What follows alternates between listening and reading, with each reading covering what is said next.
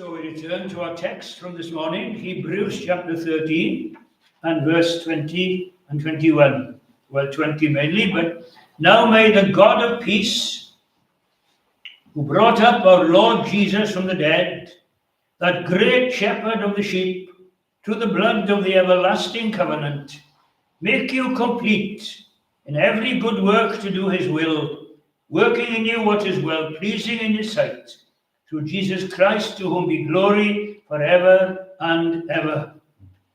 Well, we saw this morning that God is a God of peace. He made peace and he gives peace. We can know peace with God and we can know the peace of God. Well, here now we see that he's also the God of power. We read, he brought up our Lord Jesus from the dead. He raised Jesus from death. The greatest power in the world, which mankind cannot defeat, are sin and death. No man can defeat sin in his own heart, and no man can defeat death.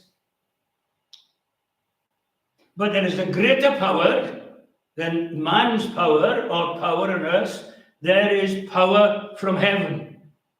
Jesus rose from the dead.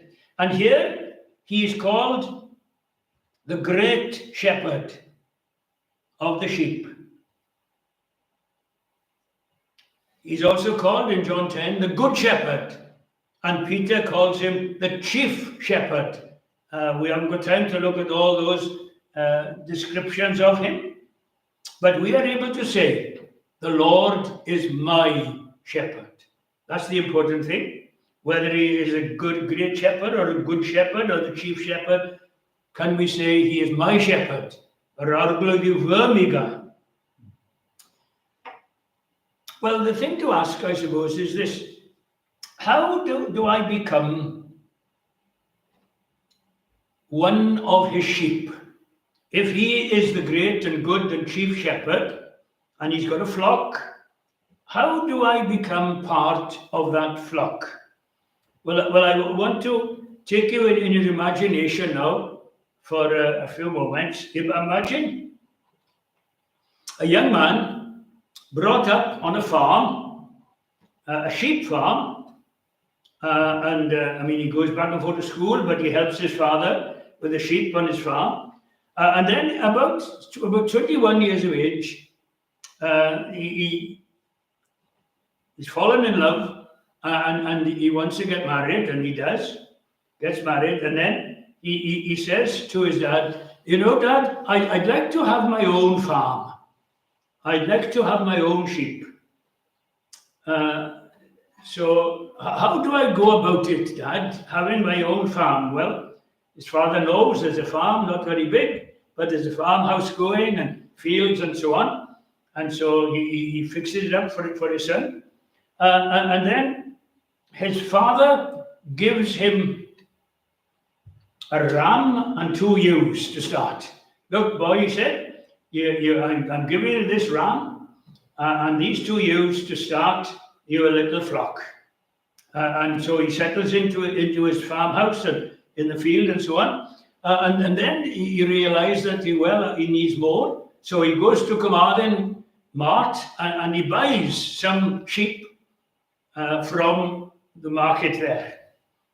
And then when spring comes, of course, new lambs are born into his farm, or from these ewes. New lambs come, and lambing is always a wonderful time. And so that's how this young farmer begins. And you know, when I was thinking, this is a wonderful example of how people become sheep of the Lord Jesus Christ. And we find, first of all, that as the father gave these sheep to his son, so we discover that the Father has given us to the Son, to his Son, the Lord Jesus. Listen, to what Jesus said. All that the Father giveth me shall come to me, and him that cometh to me I will in no wise cast out. And then in the great prayer in John 17, we read these words. Jesus spoke these words, lifted up his eyes to heaven and said, Father, the hour is come. Glorify your Son, that your Son also may glorify you. As you have given him authority over all flesh, that he should give eternal life to as many as you have given him. Isn't that amazing? I suppose the picture is a different way. In those days, there would be arranged marriages, and the parents, maybe the mother more than the father, but the father would be involved. He would go and get a bride for his son. Now, we had a couple in our mission church a few years ago, and they were from India. And so one day I asked the wife, which part of India are you from? Oh, she said, I'm from the north. And which part of India is your husband from? Oh, he's from the south. Well, how did you meet then? Oh, arranged marriage, she said. Oh, well, there was no love involved. I'm learning to love him, she said. You know, there was that's how they did it, and I suppose they still do it today. But the point I'm making here is that you and I, we're not Christians by accident. That we were in a particular meeting, or we may be brought up in a Christian home, and that's how it is. But because of God's great plan and purpose, each one of us as believers were given by the Father to the Son. In the same way as this farmer gave some sheep to his son. And that's a wonderful thing. And amazingly, you know, the Bible says this, that we were chosen in Christ from the foundation of the world. It wasn't that it happened when we made a decision, as I did on that Saturday night in Swansea. I made a decision, but looking, and I thought I had chosen Christ to be my Savior. And then I began to read the Bible, and I discovered, he says, you have not chosen me, but I have chosen you. And if I hadn't drawn you by my love and by my Spirit, you would not have come. But we came. And that's wonderful, isn't it? And then, of course, this young farmer, what does he do? He goes down to Carmarthen Mart and he buys sheep to enlarge his flock. And the Bible says, you have not been redeemed with corruptible things like silver or gold, but with the precious blood of Christ. And so we have been purchased by the blood of Christ, having been given by the Father to the Son. We were still sinners, and Christ died on the cross to redeem us. That's the word redemption, to be bought at a price, to be brought out of bondage. And then, of course, when the spring came, what happened? Well, the lambs were born. New life came. And in John chapter 3, Jesus explains to Nicodemus. Nicodemus realizes, well, you must be somebody come from God, for no man can do these miracles that you are doing. And it's God who with him. And Jesus didn't answer that. He said, Nicodemus, you must be born again.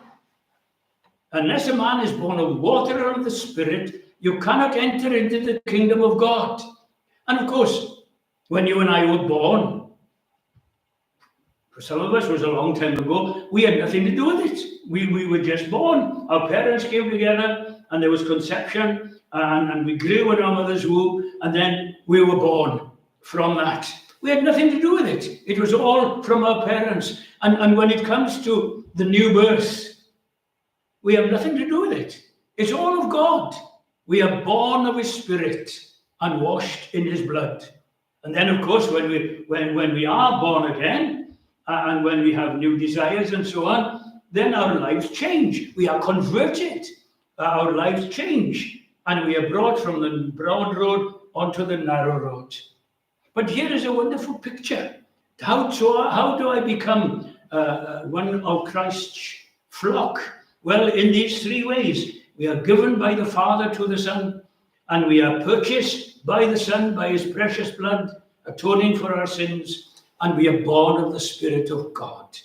And of course, when we are born of the Spirit of God, we know it, and we have assurance. And we sing that lovely hymn, in English anyway, it's lovely, Blessed Assurance, Jesus is mine. And we know it because we're alive, because Jesus is alive. But the thing is this, you see, how do I know if I am one of his sheep? It's easy enough to say that we believe and that we are Christian, but what is the evidence? Well, Jesus tells us, doesn't he? In chapter 10, you see, and verse 27. He talks about people here that they are not of my sheep. You do not believe because you are not of my sheep. And as I said to you, my sheep hear my voice and they follow me.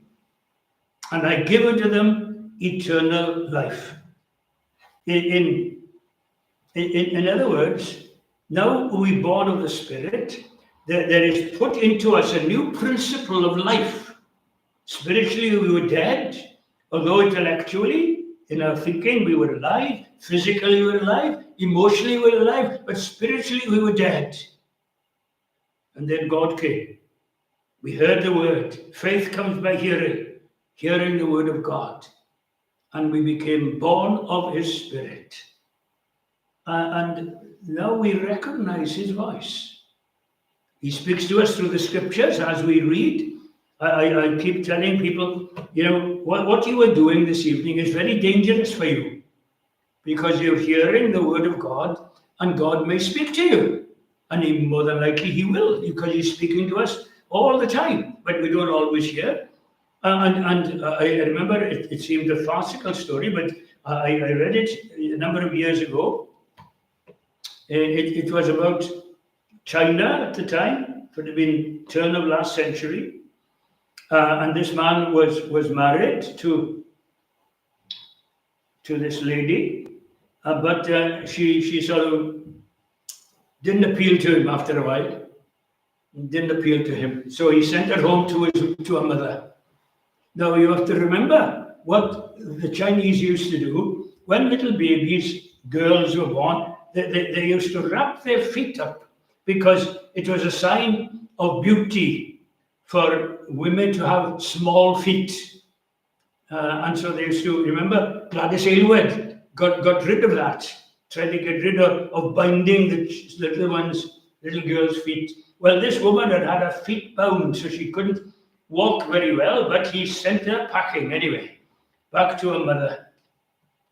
And then an evangelist came to the village where he lived, and he became converted. And he got hold of a Bible and he began to read it. And when he turned to Ephesians, he read this: husbands, love your wives. And he was terribly convicted because he sent his wife packing. And how could he love her when she'd gone? So he went to get her, bring her back. But his heart was so changed that he didn't want her to walk all that distance because her feet, you see, were so small and painful, that he did something. I don't know why he didn't have a donkey or a horse or something or other, but he had a wheelbarrow. So he walked her all the way back, pushing her in this wheelbarrow, all the way back to his home, and she became his wife properly. See, God had spoken to him through the scriptures, and he realized that he wasn't doing right by his wife. And it changed his life, and it changed her life, and everything was so different. And you see, there are times when God can touch us on certain things that are not right in us, or certain things that he wants us to do. So it's very dangerous to come to chapel and hear the word of God, because God may speak to you in a way that is unexpected, and you say, well, I must do something about that. It may be all sorts of things. It may be, although I don't know, I wouldn't say. But I know of cases where it's happened. People haven't spoken to each other for years, for whatever reason, maybe in the family or maybe in the village or wherever we were brought up. And God says to us, love your neighbor as yourself. And you're sitting there. Well, I haven't spoken to so-and-so for 10 years. And I feel I must go. And you go along, see this person, and you explain to them that you're a Christian, whatever had happened, you don't think it's right that they are not speaking, and you ask their forgiveness and say you were sorry for what had happened, and will they become friends? And they do. So God can speak to us, you see, in all sorts of ways. My sheep hear my voice. And then I follow him. They follow me, he says. My sheep hear my voice, and I know them, and they follow me. And so we have this wonderful personal relationship with the Lord Jesus Christ. We want to follow him. And for some people, of course, it has meant their very lives, laying down their lives over the years. And today, in our generation, to follow Jesus in some countries may well mean death, physical death. And it's happening today. And yet people are willing to follow him even unto death. But there has to be this personal relationship. I don't know whether you've heard the story. I'm not sure whether it actually happened, but as far as I know, it did. There was a minister who was also the chaplain.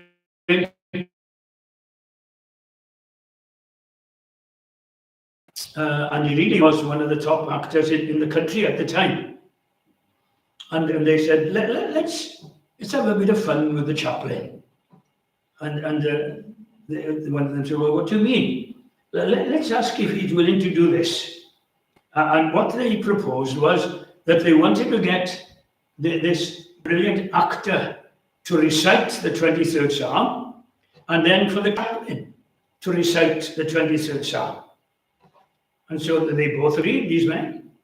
And so the actor, he went first, and he put all his acting ability into it, this 23rd Psalm, this wonderful Psalm. And at the end, they were all spellbound, and they all clapped him.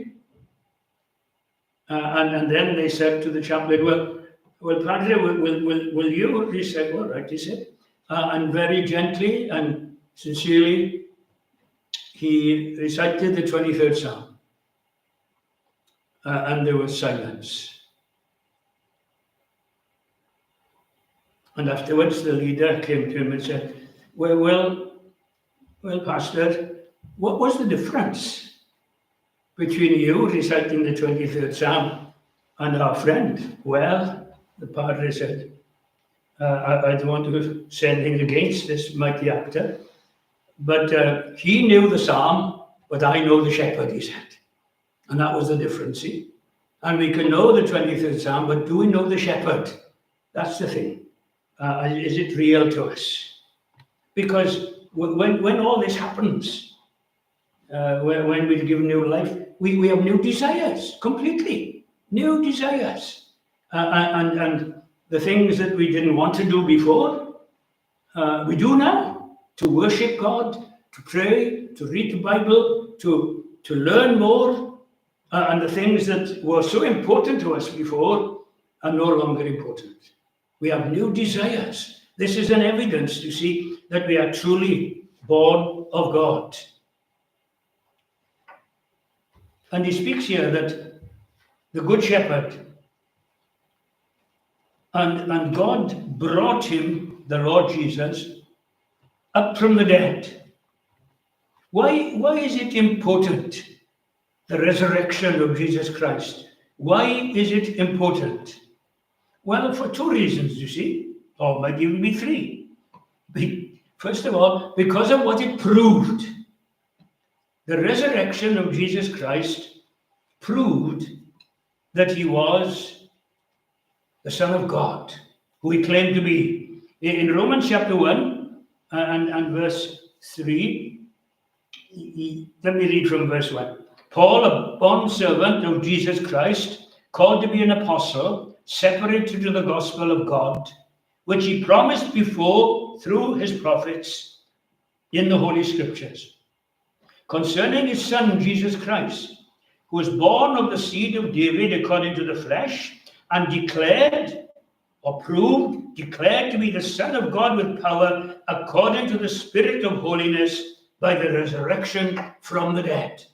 Now, Jesus had told the disciples on 2 or 3 occasions that he would be going to Jerusalem, and he would be taken by wicked hands, and he'd be beaten, and he would be crucified, and on the 3rd day he would rise again. But this meant nothing to them. The Messiah they were looking for was a great leader, was a great warrior, not one who's going to die. But by God raising him from the dead, it was an evidence that he was who he claimed to be, the Son of God. You know, that's important for us.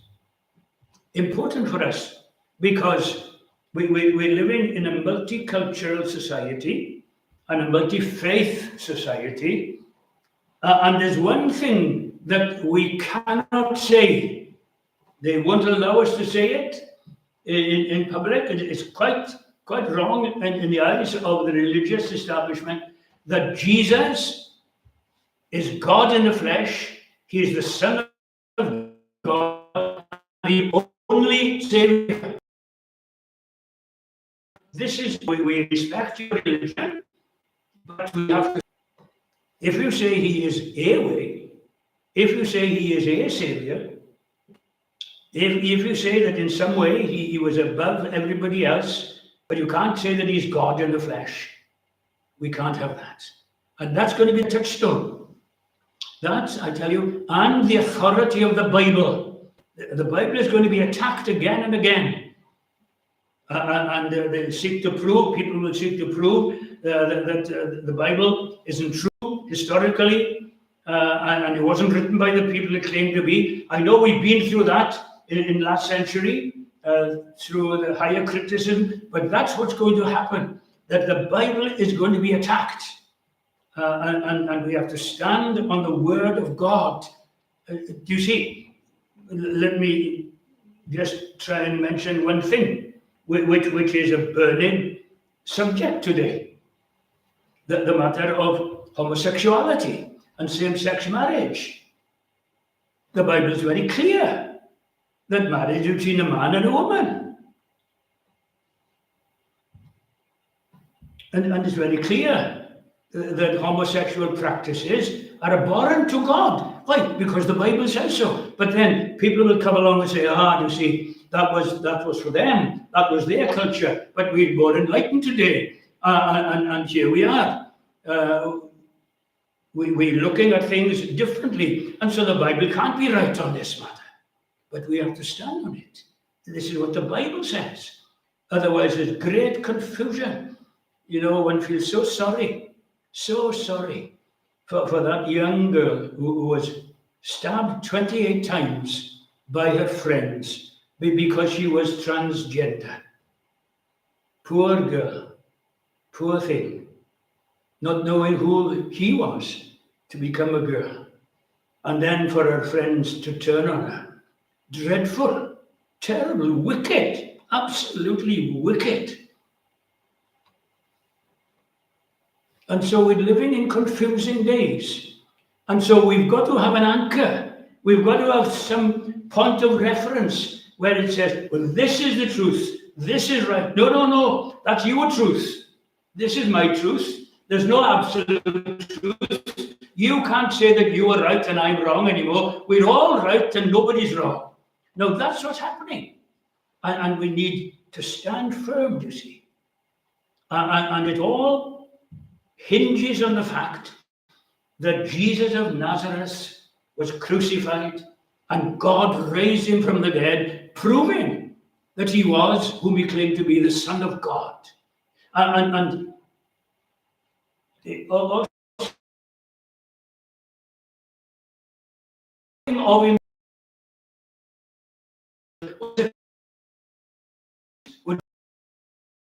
offering on behalf of all the people. And if for some reason, it never happened, but if for some reason there was some blemish in the animal, God would not have accepted the offering, and the high priest would have died because he brought in a false offering. It never happened, but it could have happened because he had to bring in this lamb without blemish, without spot, and it be killed, bloodshed, as a sacrifice for the nation. And so the Lord Jesus Christ, in dying on the cross and offering up himself to the Father, was acceptable to the Father. He was without sin. He was without blemish. He was perfect. And the Father accepted and raised him from the dead. And then the third thing about this, you see, because of what the resurrection proved, that the last enemy, death, had been conquered. And so it was defeated. And so we read in Corinthians, for as by man came death, by man also came the resurrection of the dead. For as in Adam all die, even so those who are in Christ shall be made alive. So here is the balance, you see, and that's how we have to believe in a historical Adam and Eve. They weren't mythological people, they were real people created by God. Otherwise, the whole foundation of our doctrine would be destroyed. Here is the balance. As by one man, death came into the world, by one man, life came into the world. Well, if there's no Adam, through which death came, how can we believe that there is Christ, through whom life came? It's so important.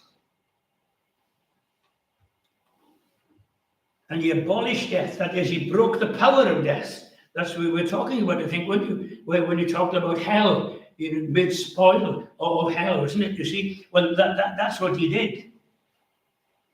And he has brought life and immortality to light through the gospel. And so, for the Christian, we will die one day, but we needn't fear death.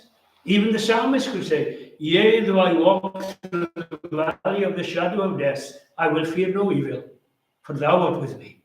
I just read a story this week about many years ago. A young man went to one of the islands, I don't know exactly where they'd never heard of Christianity at all. Never heard of it. And he lived among them, and he taught them from the scriptures, and he lived the godly life that the best he could.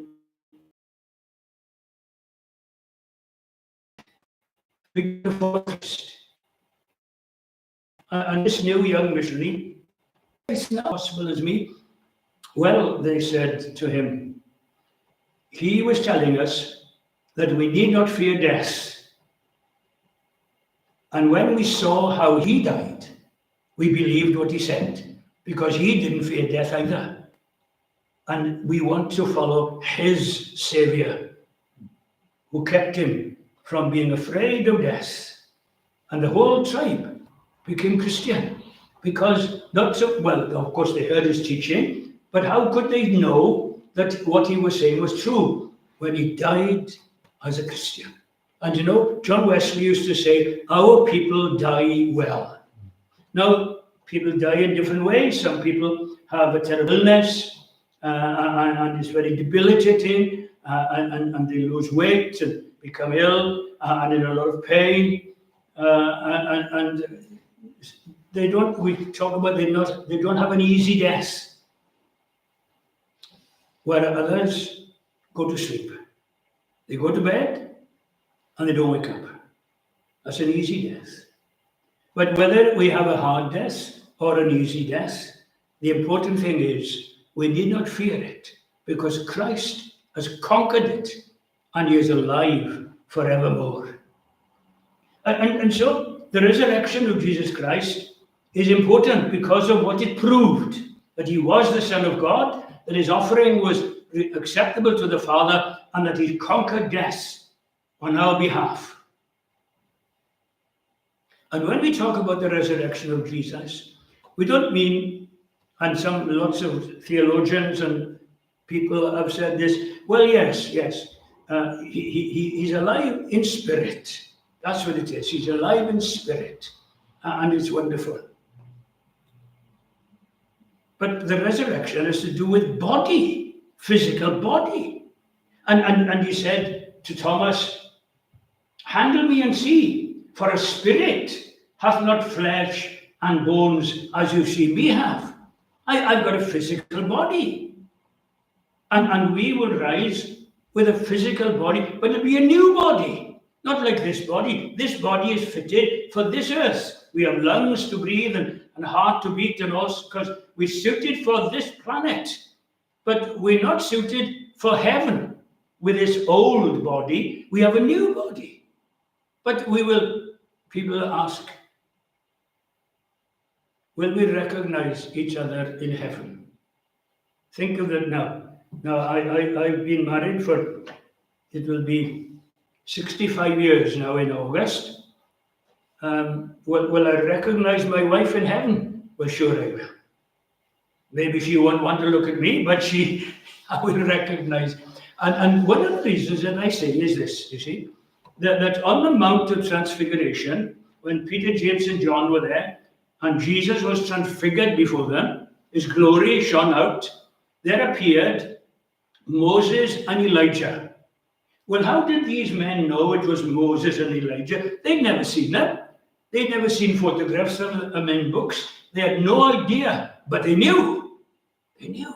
And if they knew Moses and Elijah, whom they'd never seen, we will know each other in heaven. And that will be a great blessing. But most of all, of course, we will know and experience the Lord Jesus. When we shall see him, we shall be like him. For we shall see him as he is. And so this is what it proved. Now, because of what it provides, that's why the resurrection of Jesus Christ is important, because of what it provides. And what it provides is this, of course, we've been talking about it, new life, you see, spiritual life for us, eternal life for all who believe. What you and I possess in our soul is the life of the risen Christ within us. He is our life. To me, to live is Christ. The life of Christ, in some wonderful way, has come to dwell in us, needed spiritual death to spiritual life. Now, that's an amazing thing to say, you see. That's why no person can save himself. God has got to do it. God is going to give us this new life. And then, because we've got this new life, we have power over sin. We are no longer slaves to sin. Before we were converted, we didn't realize it, of course, but we were slaves to self and to sin. We were selfish, self-centered. We could do kind things, of course. We could help people, but the center of our life was me. I was the most important one.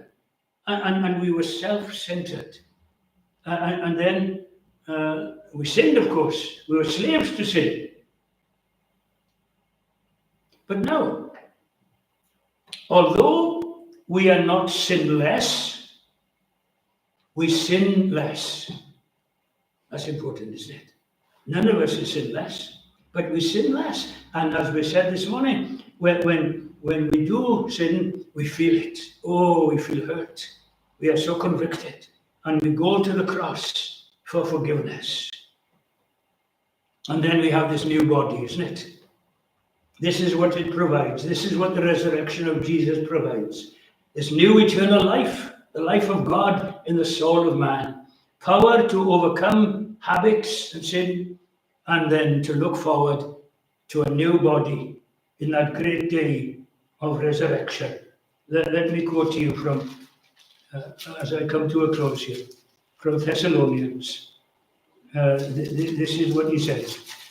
1 Thessalonians chapter 4 and verse 13. I do not want you to be ignorant, brothers, concerning those who have died, lest you sorrow as others who have no hope. For if we believe that Jesus died and rose again, even so God will bring with him those who have fallen asleep in Jesus, those who have died. This was the problem, see, with this Thessalonian church. It was a wonderful church, but somebody had come in and said, look, the Lord Jesus Christ is coming, and those of our number who have died, well, they've had it. They're gone. They're in the grave. And we wait for his coming. And when he comes, we will be changed. And he says, no. Those who have died in Jesus, if we believe that Jesus died and rose again, even so God will bring with Christ those who have fallen asleep. So although their bodies are in the grave, their souls have gone to be with Christ. And when Christ returns in glory, the souls of these people will come and there will be a resurrection. Their bodies will be raised and the body and soul will be joined together. For this we say to you by the word of the Lord, that we who are alive and remain until the coming of the Lord will by no means precede those who have died. For the Lord himself will descend from heaven with a shout, the voice of the archangel, the trumpet of God, and the dead in Christ shall rise first. Then we who are alive and remain shall be caught up together with them in the clouds to meet the Lord in the air, and thus we shall always be with the Lord. Therefore comfort one another with these words. When he comes, if he came in our lifetime, and there's a big expectation amongst some Christians that he could come at any time. The Lord Jesus could come at any time. Watch the Middle East, they keep telling us. See what's happening there.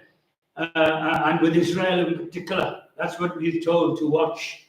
Because the Lord, when the Lord Jesus comes, it means that we won't die. If we're alive, when Jesus comes to the air with the trumpet, and it's so important. You ask me how I know he lives. He lives within my heart. Amen.